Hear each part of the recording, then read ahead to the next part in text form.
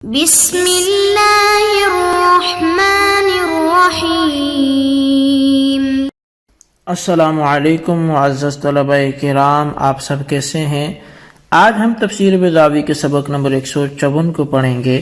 آج کے ہمارے سبق کا عنوان ہے پانچویں تعویل۔ آج کے ہمارے سبق کی عبارت الخامس و ان یکون سے شروع ہوتی ہے۔ آئیے سب سے پہلے عبارت پڑھ کے اس کا ترجمہ کرتے ہیں، اس کے بعد سبق کی وضاحت کی طرف بڑھتے ہیں۔ مصنف علیہ رحمہ لکھتے ہیں الخامس و ان یکون حکایتا لما کان الکفرۃ یقولون مثل وقالوا قلوبنا فی اکنۃ مما تدعونا الیہ وفی آذاننا وقر ومن بیننا وبینک حجاب تحکما واستہزاء بهم كقوله تعالى لم يكن الذين كفروا من اہل الكتاب والمشركين منفكين حتى تأتيهم البینہ۔ اور پانچویں تعویل یہ ہے کہ ختم اللہ بطور استہزاء اسی کی نقل ہے جو کفار کہا کرتے تھے۔ مثلا ان کا کہنا کہ قلوبنا فی اکنۃ مما تدعونا الیہ، اور اسی طرح وفی آذاننا وقر اور ومن بیننا وبینک حجاب، جیسا کہ فرمان باری تعالی ہے کہ لم یکن الذین کفروا، یہ بھی حکایتاً واقع ہوا ہے۔ جی طلبہ کرام، یہ تھی ہمارے آج کے سبق کی عبارت، اس کا ترجمہ۔ آئیے اب اس کی وضاحت کی طرف ہم بڑھتے ہیں۔ اصل میں الخامس سے مصنف علیہ رحمہ پانچویں تعویل معتزلہ کی بیان کر رہے ہیں، اور اس کا حاصل یہ ہے کہ آیت میں خاتمہ اپنے معنی حقیقی یا اس معنی مجازی پر ہے جو اہل سنت نے بیان کیے، اور اس کی اسناد اللہ تعالی کی طرف بھی حقیقت ہے، مگر کفار کے گمان کے اعتبار سے، یعنی وہ کفار یہ سمجھتے تھے کہ ہمارے دلوں اور کانوں پر مہر لگی ہوئی ہے جس سے ہم حق کا ادراک نہیں کر سکتے، اور اس حق کی آواز کو ہم نہیں سن سکتے، اور ہماری آنکھوں پر پردے پڑے ہوئے ہیں جن پردوں کی وجہ سے ہم حق کے دلائل پر نظر نہیں کر سکتے، ہماری نظریں ان تک نہیں پہنچ سکتی۔ اور کفار اپنے اس عقیدے کو لفظوں سے بیان بھی کرتے تھے، یعنی کہ ہمارے اوپر پردے پڑے ہوئے ہیں، ان چیزوں کو وہ اپنے لفظوں سے بیان بھی کرتے تھے۔ چنانچہ کہتے تھے قلوبنا فی اکنۃ مما تدعونا الیہ، کہ ہمارے دل پردوں میں ہیں ان باتوں کی طرف سے کہ جن کی طرف تم ہم کو بلاتے ہو، کہ ہمارے دل ان سے پردوں میں ہیں۔ اور ایسی وہ کہتے تھے فی آذاننا وقر، کہ ہمارے کانوں میں وہ جھلیاں ہیں کہ جس کی بنا پر محمد صلی اللہ علیہ وسلم کی آواز کو ہم نہیں سن سکتے۔ اور اسی طرح من بیننا و بینک حجاب کے الفاظ بھی بولتے تھے کہ ہمارے اور حضرت محمد صلی اللہ علیہ وسلم کے درمیان پردہ اور حجاب قائم ہے کہ جس کی وجہ سے ہم ان کے معجزات کو دیکھ ہی نہیں سکتے۔ تو دیکھیے، اپنے الفاظ سے بھی یہی کہا کرتے تھے، تو خدا تعالی نے ان کے ہی انہی اقوال کو اللہ تعالی نے ختم اللہ سے نقل فرما دیا کہ تمہارے نزدیک چونکہ مہر لگی ہوئی ہے، تمہارے نزدیک یہ معنی ہے، تو دیکھو اللہ تعالیٰ نے مہر لگا دی۔ تو یہ گویا کہ ان کے الفاظ کو نقل کیا جا رہا ہے۔ اب رہی یہ بات کہ نقل یہاں کون سی ہے، نقل باللفظ ہے یا نقل بالمعنی ہے؟ تو ویسے نقل باللفظ ممکن تو ہے، کیونکہ یہ ہو سکتا ہے کہ اللہ تعالیٰ اپنے بندے کی زبان پر وہی الفاظ جاری کرا دے جس کو اس نے اپنے کلام کے الفاظ میں داخل کر رکھا ہے، مگر اس آیت خاتمہ میں سبھی مفسرین کا اجماع ہے کہ نقل بالمعنی ہے۔ بہین طور پر کہ ختم اللہ علی قلوبہم کے معنی ہیں کہ ان کے قول قلوبنا فی اکنۃ کے جو اور اسی طرح علی سمعہم کے معنی ہیں ان کے قول وفی آذاننا وقر کے، اور وعلی ابصارہم غشاوہ کے معنی ہیں ان کے قول ومن بیننا وبینک حجاب کے۔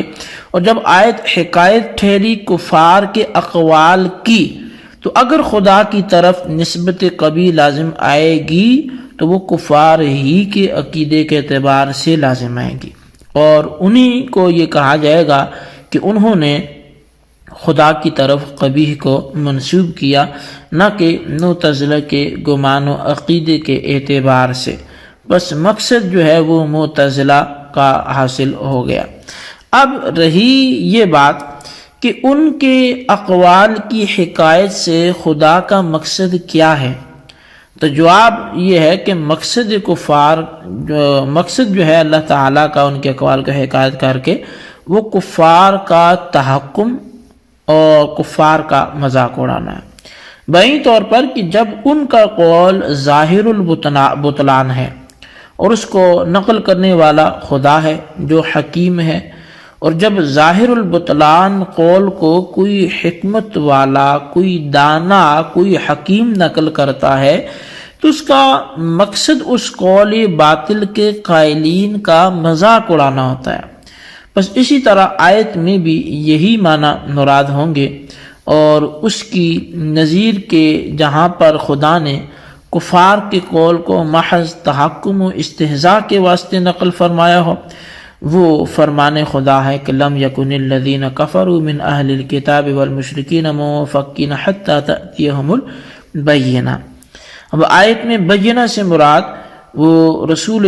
کریم علیہ السلام ہے، کیونکہ آگے رسول اکرم صلی اللہ علیہ وسلم کے ساتھ اسی بینہ کی اللہ تبارک و تعالی نے وہ بات بھی کی ہے۔ تو آیت کا مطلب یہ ہے کہ کفار اور اہل کتاب دونوں کہا کرتے تھے کہ ہم اپنے دین کو اس وقت تک نہیں چھوڑیں گے جب تک کہ نبی مبعوث نہ آ جائے، یعنی جب تک نبی مبعوث جب آئے گا تو ہم اپنے دین سے جدا ہو جائیں گے، مگر نبی علیہ السلام کے مبعوث ہونے کے بعد بھی جب وہ اپنے دین سے علیحدہ نہ ہوئے تو خدا نے بطور استہزاء ان کے اس قول سابق کو نقل فرمایا کہ تم یہ کہا کرتے تھے، تو شبہ پیدا ہوا کہ لم یکن الذین کو حکایت ماننے پر کرینہ کیا ہے، مستقلاً خدا کا کلام ماننے میں کیا حرج ہے اس میں، تو اس کا جواب جو ہے وہ کیا ہوگا؟ تو جواب اس کا یہ ہے کہ اگر خدا کا کلام مانو گے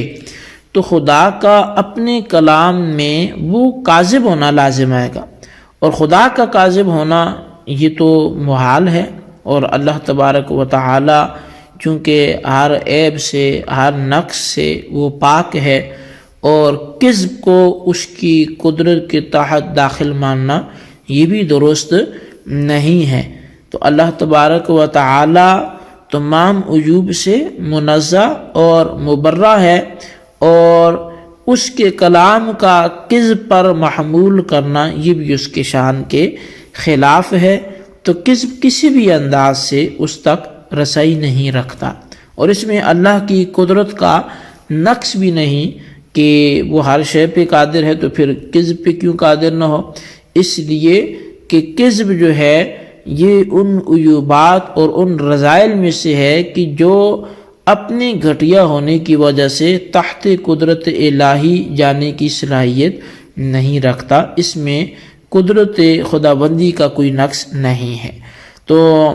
لہذا لم یکن کا کلام ملا میں سے ہونا بھی محال ہے، اور کلام خدا ماننے کی صورت میں کذب اس طور پہ لازم آئے گا کہ جب آپ اس کو کلام باری تعالیٰ مانیں گے تو کلام خبر ہوگا جس میں خدا نے اہل کتاب اور مشرکین کے بارے میں یہ خبر دی کہ وہ جب تک رسول نہیں مبعوث ہوگا اپنے دین سے جدا نہیں ہوں گے۔